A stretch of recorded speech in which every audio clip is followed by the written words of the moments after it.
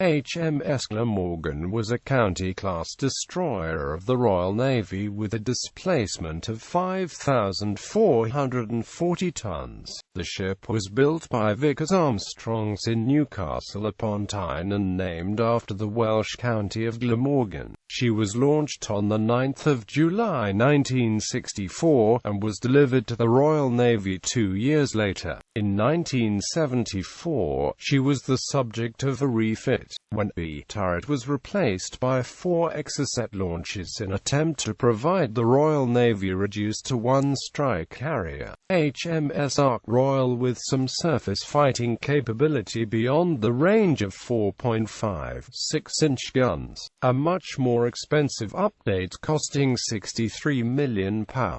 Fitted Glamorgan in 1977 to 1980 with a computerized C3ADWAS system well in advance of its original fitting, but limited by the essential manual nature of the 4.5 turret and the aging Sea-Cat and Sea-Slug missiles. In the spring and early summer of 1982, Glamorgan was involved in the Falklands War, during which she engaged Argentine land forces and protected shipping. In the last days of the war, Argentine Navy technicians fired a land-based MM-38 Exocet missile which struck their ship, causing damage and killing 14 sailors. She was refitted in late 1982. Her last active deployment for the Royal Navy was to the coast of Lebanon in 1984. In 1986 she was sold to the Chilean Navy, and renamed Almirante La Tour. She served for 12 years until late 1998.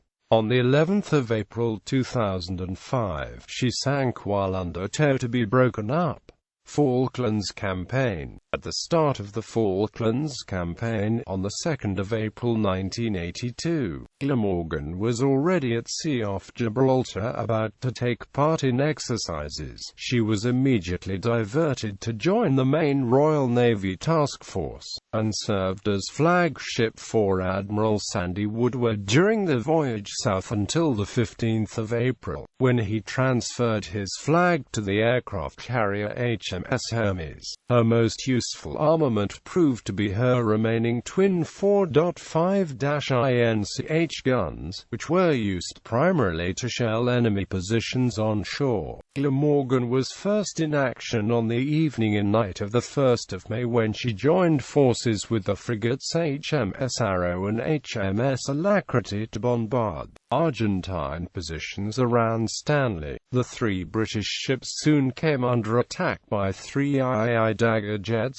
2 500-pound bombs fell close alongside Glamorgan, causing minor underwater damage. 2 weeks later, on the 14th of May, she was again in action, this time supporting British Special Forces during the raid on Pebble Island in the west of the Falklands. For the next 2 weeks until the end of May, she was almost continuously engaged, bombarding various shore positions on the east of the islands, mainly as part of a plan to distract attention from the landings at San Carlos Water, but also against the airfield at Stanley and in support of British forces ashore. She also fired a Sea-Slug missile at the airstrip. At the beginning of June, the task force having been reinforced with other ships, Glamorgan was detached to protect shipping in the towing, repair and logistics area, some 200 miles away from the islands. But as the campaign reached a climax, she was recalled in the evening of the 11th of June to support the Royal Marines fighting the Battle of Two Sisters. At 6:37 the following morning, Saturday the 12th of June 1982, Glamorgan was attacked with an MM-38 Exocet missile which was fired from an improvised shore-based launcher. The 2 MM-38 Exocet missiles had been removed from the destroyer Ara Sagi and secured on the launcher, a technically difficult task requiring reprogramming. The launcher was dubbed ITB by the Argentine personnel, which approximately means in Argentine slang, trashy firing platform, 2 mm-38 Exocet missiles, a launcher, transporter, and the associated electronics trailer were assembled by the Argentine Navy at Puerto Belgrano and flown by a C-130 Hercules transport aircraft to the Falkland Islands. ARASIT radar supplied by the Argentinian Army tracked Glamorgan's movements. Glamorgan was steaming at about 20 knots some 18 nautical miles offshore.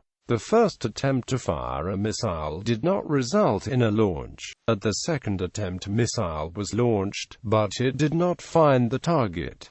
The third attempt resulted in a missile tracking the target. The incoming Exocet missile was being tracked on both the bridge and operations room radar by the principal warfare officer and navigation officer. Before the missile impact, the ship was moving at high speed. After the ship executed a rapid turn away from the missile in the limited time available, a few seconds, the Exocet struck the port side adjacent to the hangar near the stern.